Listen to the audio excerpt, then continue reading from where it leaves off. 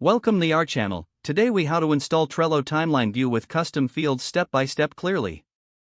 First, open your Trello board where you'd like to add the timeline view. Ensure you have the correct permissions to modify the board settings. Locate the Show menu button on the right side of your Trello board and click on it. In the menu, find and click on Power UPS. Use the search bar to find the timeline power-up.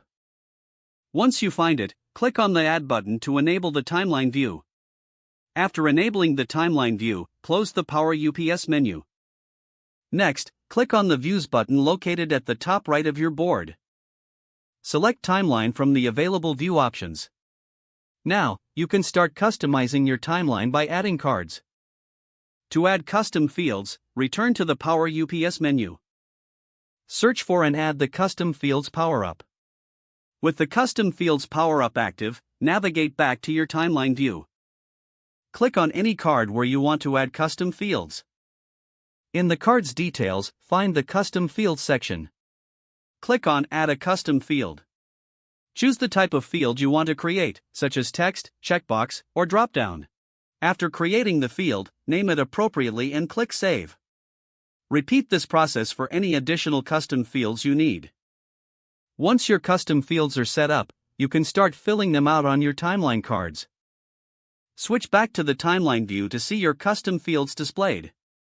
Check that your timeline is organized and that custom fields reflect the necessary information. You are now ready to utilize the Trello timeline view with custom fields effectively. If the page does not load, refresh the browser or try again in a private or incognito window. Make sure you are using the correct email address, then retype it carefully to avoid small typos. If your password is not accepted, use the reset option and create a new strong password you can remember. Check your spam folder for verification or security emails, then complete any requested confirmation steps. Enable two-factor authentication if available to improve account security and reduce unauthorized access risk. After signing in, review your profile details so your contact information and settings are accurate and current. If you see an error message, note it down and try again after restarting your device and internet connection. Log out when you finish, especially on shared devices, to keep your account and payment information secure.